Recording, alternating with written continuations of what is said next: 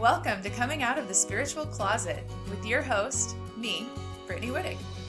Join me every week to explore and demystify the world of modern spirituality. On this week's episode, I am interviewing creative consultant and visibility strategist and host of the podcast Glitter Mindset, Aria Leighty. And I discovered Aria through an episode of her podcast called Fuck Professional. And I thought that was brilliant. Aria is all about showing up authentically in your business, showing up authentically in your personal life. And she goes really deep in this interview into how you can do that, how that can change your life, and just the power of being yourself and dropping the people pleasing. So without further ado, here is Aria.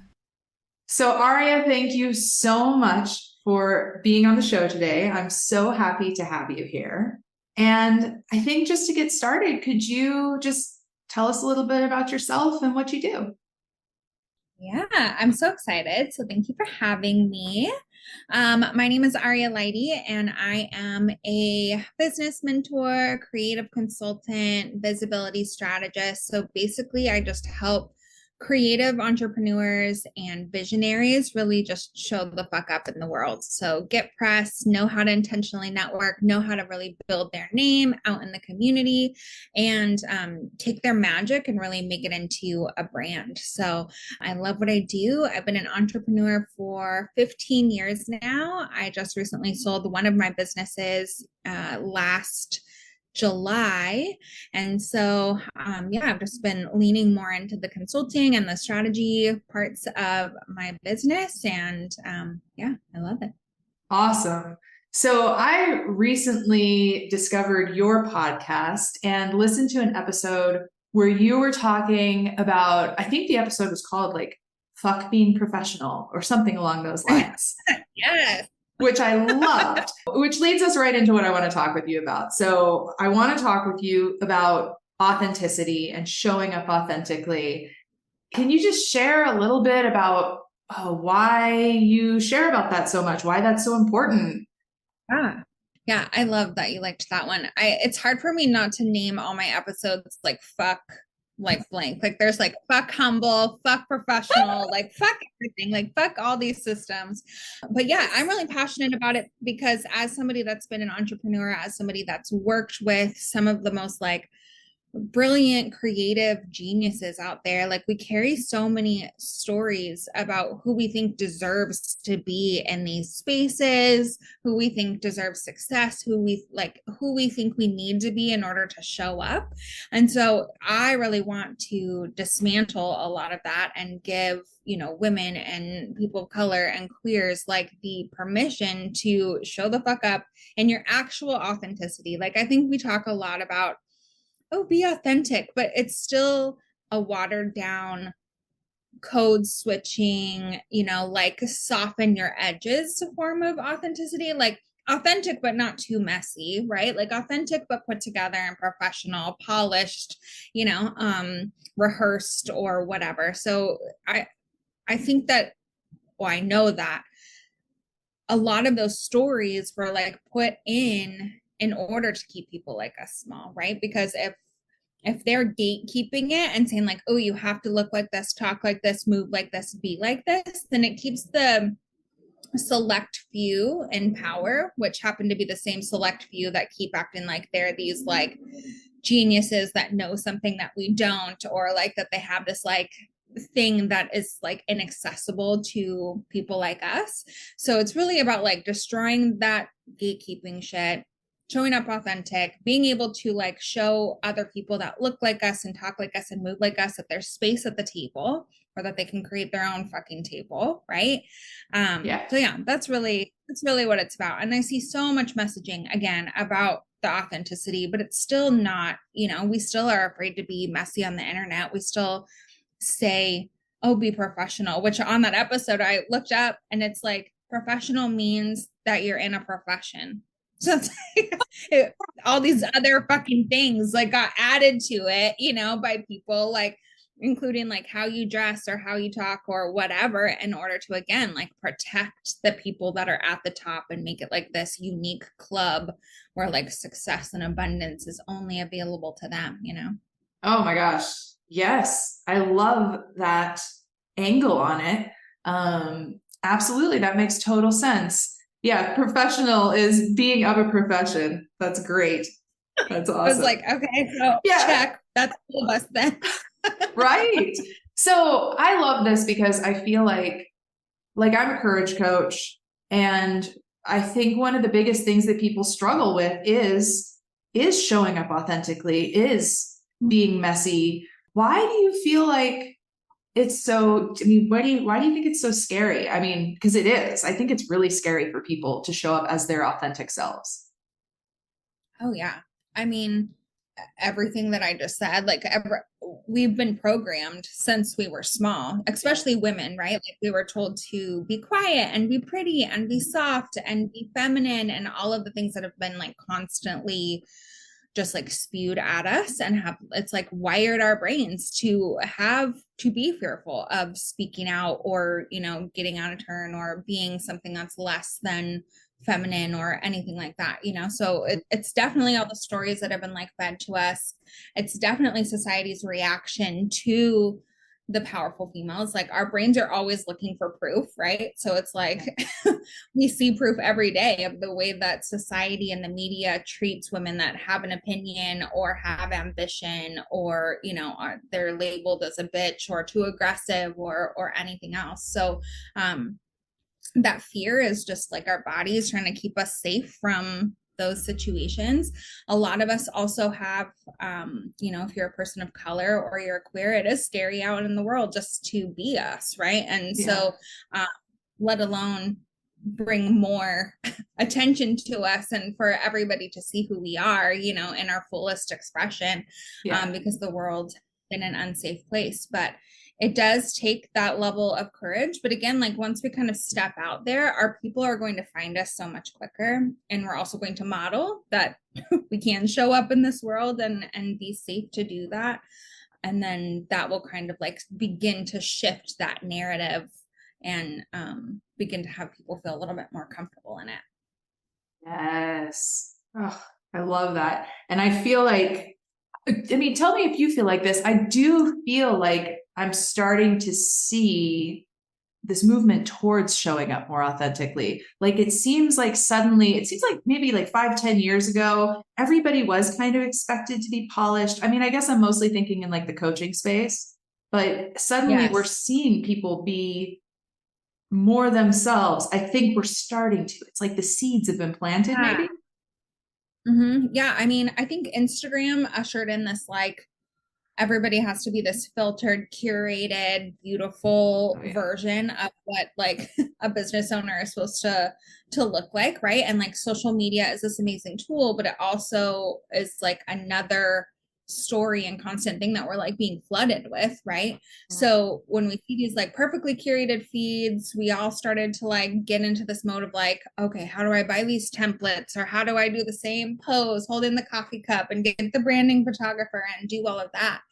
And you know, the recent years, everything that's happened in 2020, 2021, 22, it's really started to open up people's eyes. Like life is fucking short. We don't have any time to be showing up as anybody other than ourselves.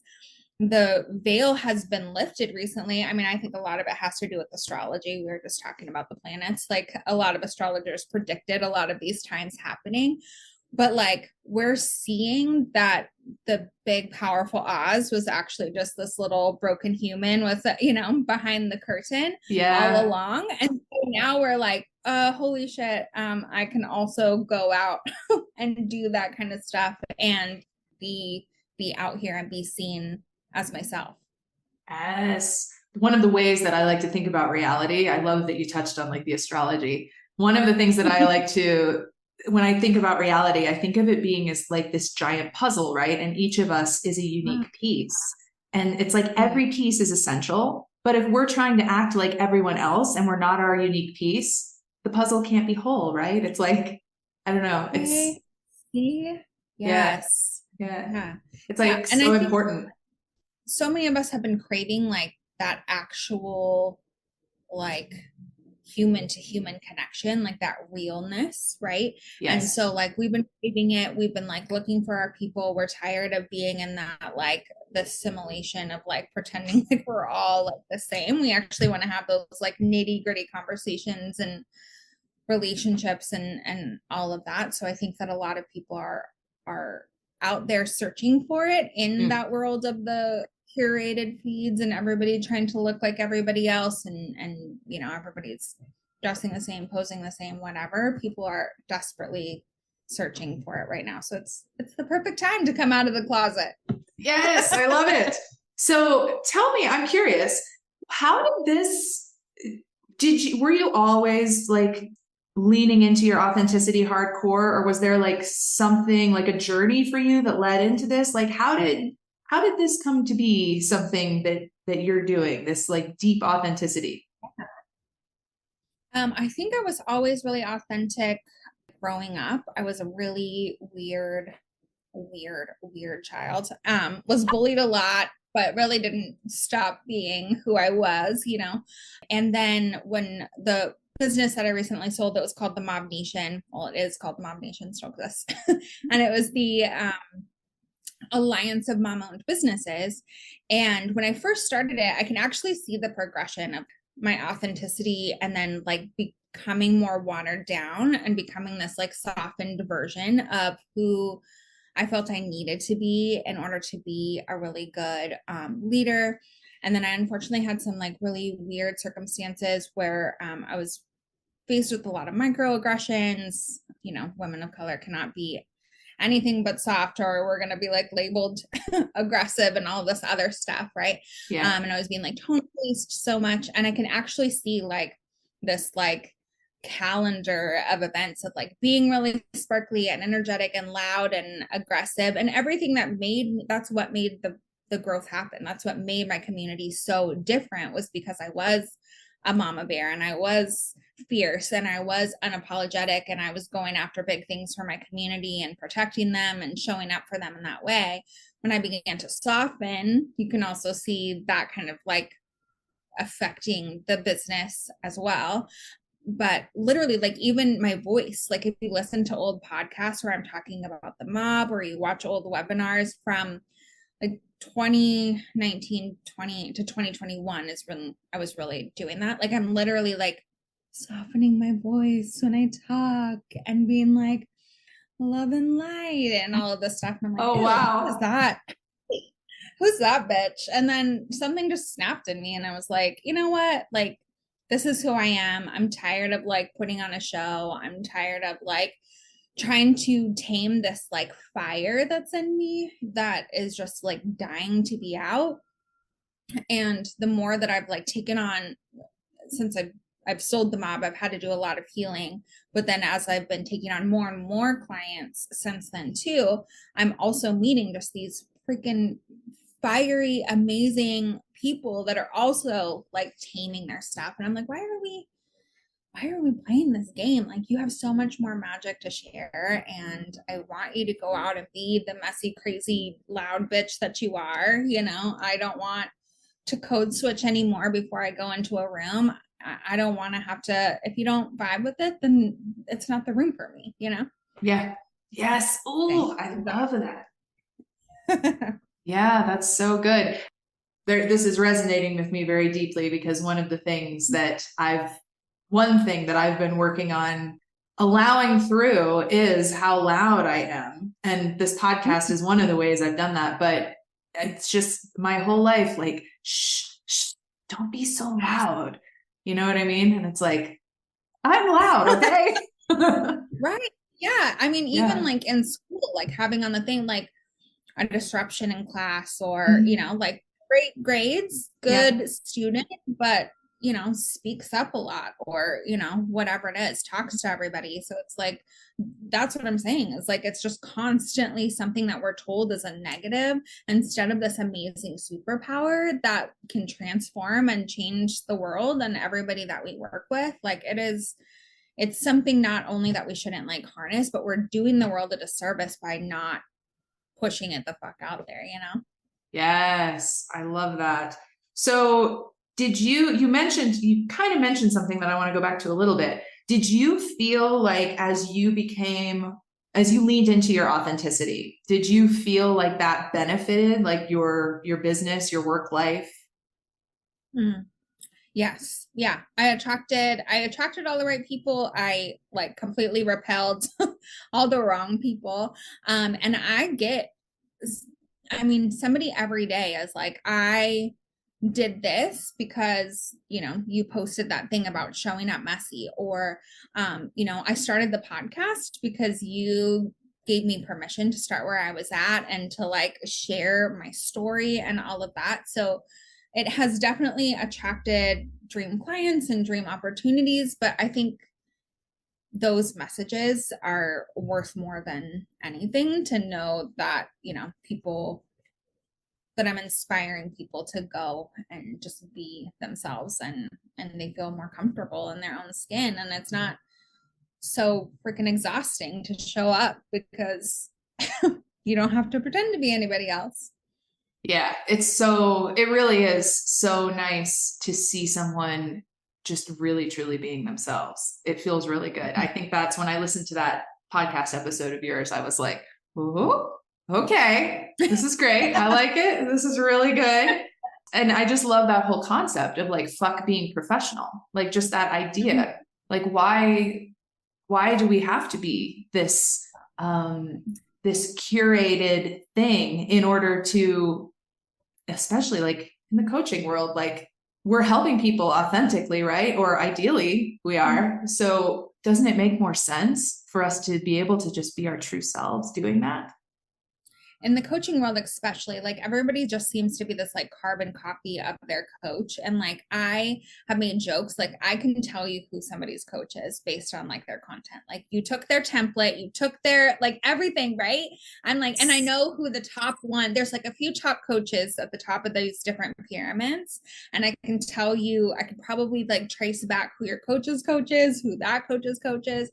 So it's like, that's another place where people are talking about authenticity, but they're doing it in the same exact template that their other coach talked about being authentic. And it's like, what the hell is this? Oh my gosh, Yeah. that's So so true. That's so true. That's a whole nother conversation for another day about how the coaching world is a lot like a network marketing pyramid. But yes. Oh my God. Cause I was going to say that before coaching, before I was like really noticing that in the coaching world, I used to have that joke about direct salespeople. It's like, I can tell you, like, even if you don't mention your product, if I see a piece of your content or a reel, I can tell you what company it is that you're with. And I'm like, right, all the time. Or I can just tell that you're in direct sales just based on, the way that you are like curating your feed or whatever. Yeah.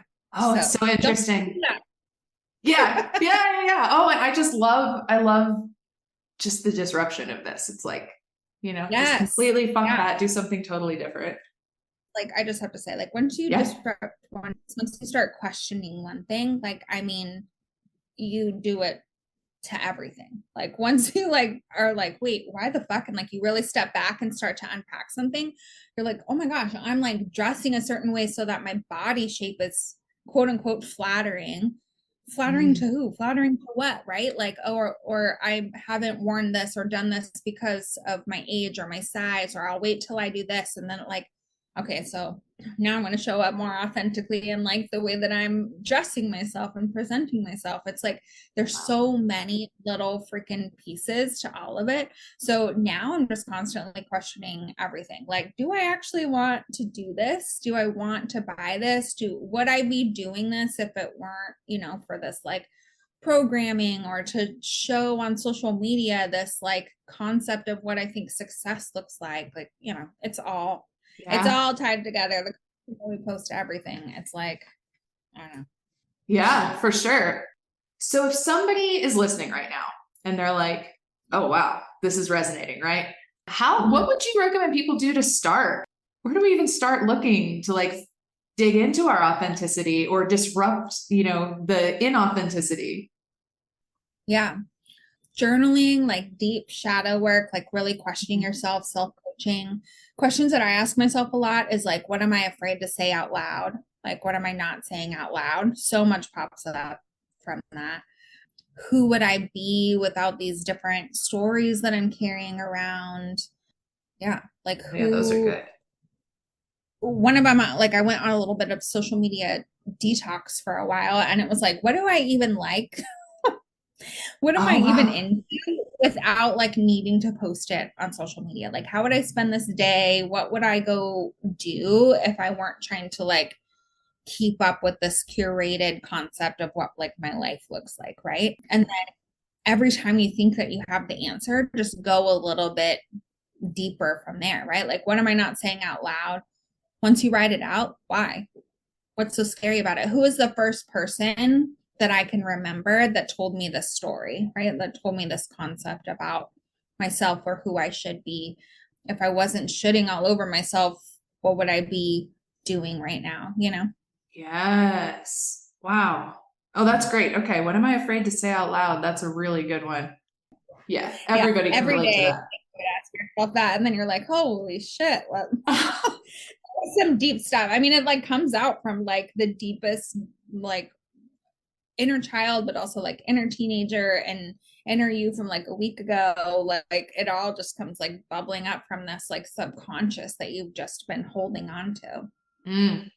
Clearly, in your professional life, this attracted the right people. Did you have that experience in your personal life? Like, did you feel like as you lean more into your authenticity that in your personal life that also it was like making more authentic connections? Like, I mean, I'm assuming this would probably radiate through your whole existence.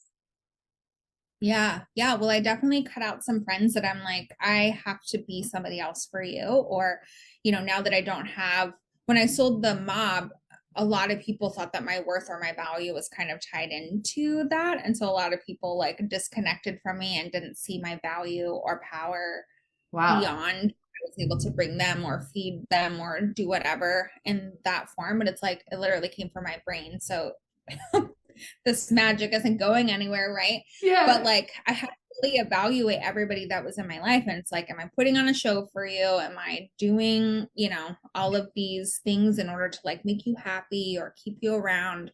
And so my circle got a lot smaller. I started letting people in a lot more powerful way.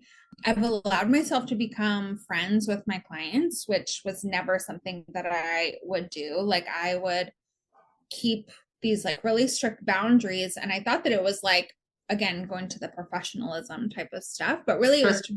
to like, if you knew too much of me, you might not actually think that my advice is great or that I can lead you to here, or you might think less of me if you see that I'm like, actually this person, or that I get messy, or that I'm super emotional or whatever. And so for the first time in my life, and it's probably been like 12 months of like, I actually have friends that are my clients, or like took friends on that I have had before and allowed them to be clients and allowed those worlds to blend in a really beautiful way. And like things just feel so comfortable and like free. Oh, I love that. And what comes up for me as you talk about this? So, actually, last week I had someone on and we were talking about relationships, but she was talking about deep authenticity in relationship and codependency. And it's so interesting Mm, because what you're talking about really ties in. It's like some of that codependency that so many of us get into, it's like people pleasing, right? Like it's letting yes. go of you're letting go of people pleasing. And then the other Mm-hmm. thing that came up as you were talking about this, being able to like have clients who are also friends, I feel like you must have a really high level of self-trust, Mm-hmm. like Yeah. boundary setting. I'm working on the self trust. Mhm. I Sure. think I just got to a point where I just set all of the other shit down. So it's like if they don't like when they get to see all of the, personal pieces of me, obviously I'm not like calling them, dumping all of my shit on them, but I'm allowing Sure. them to see a lot more of my personal, what I would consider mess, and they love it and they relate to it a lot more.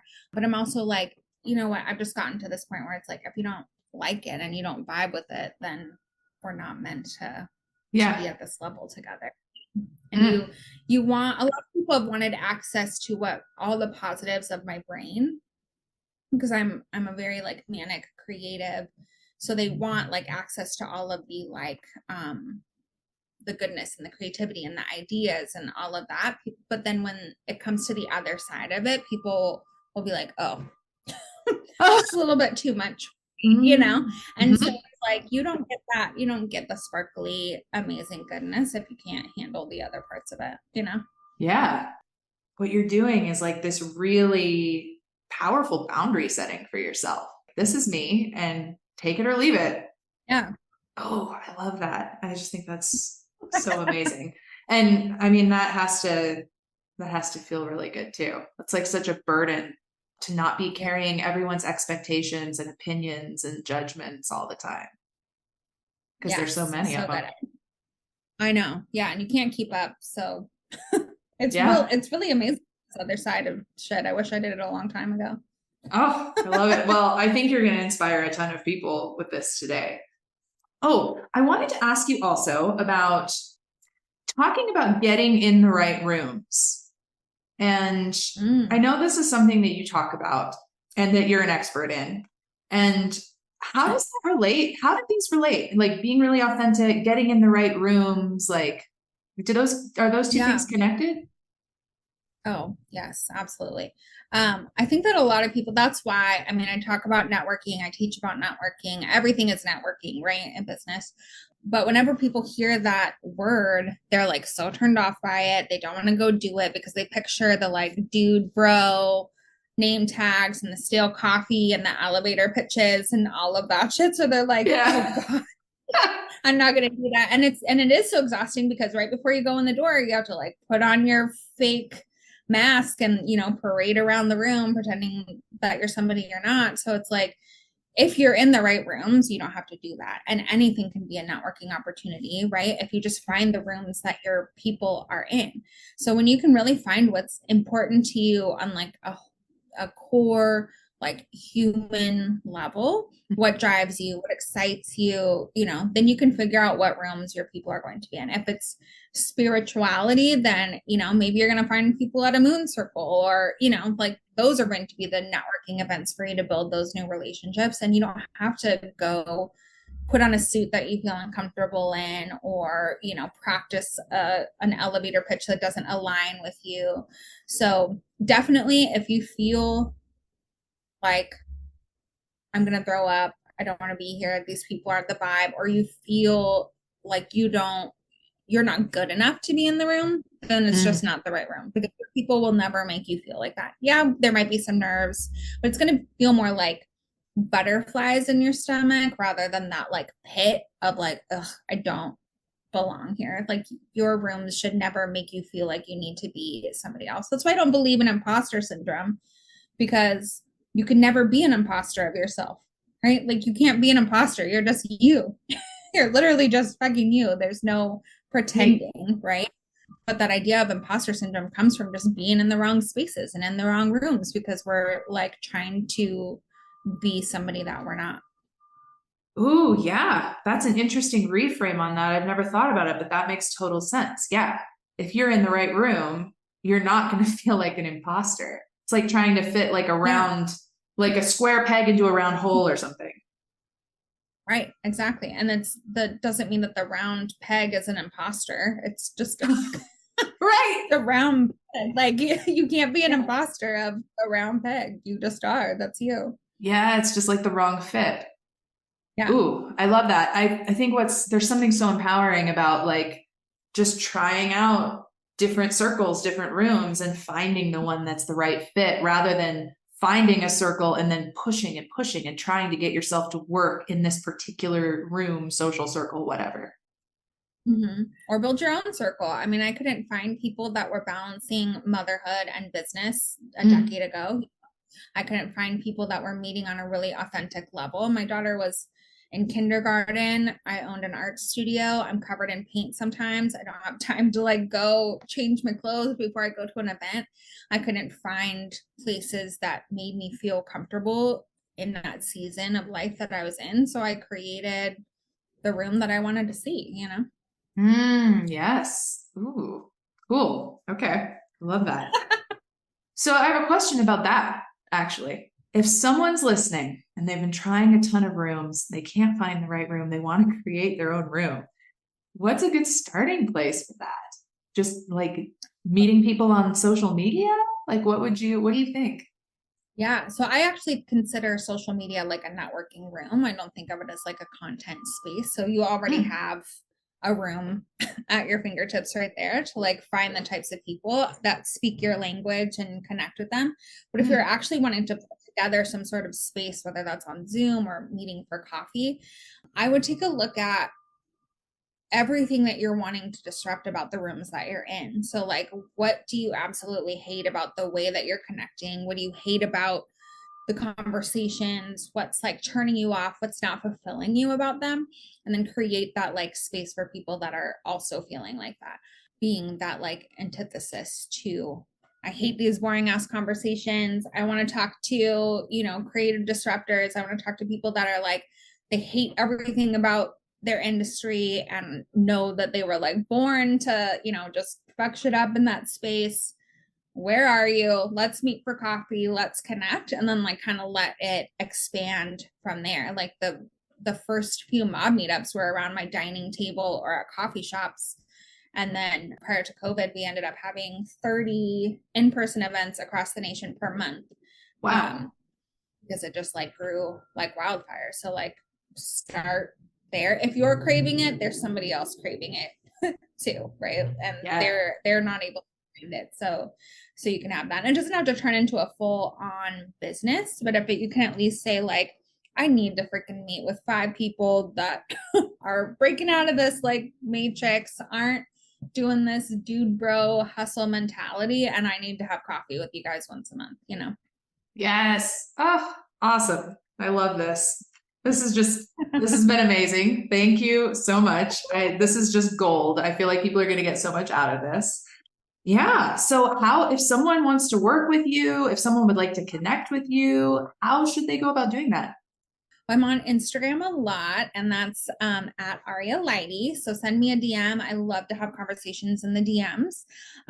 You can work with me one on one, and we create your whole visibility strategy really, and that's intentional working, networking, knowing what rooms to go into, knowing who your people are, and then also what types of like press and platforms and like podcasts and stuff that you can go on in order to like expand that network.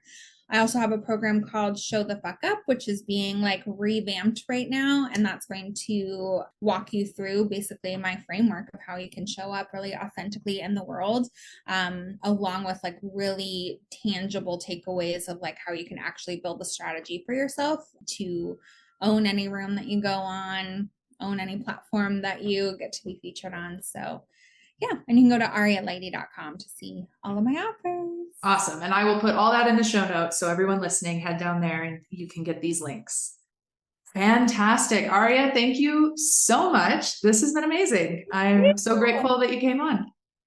This was so fun. I appreciate the opportunity. Have a beautiful day, everyone.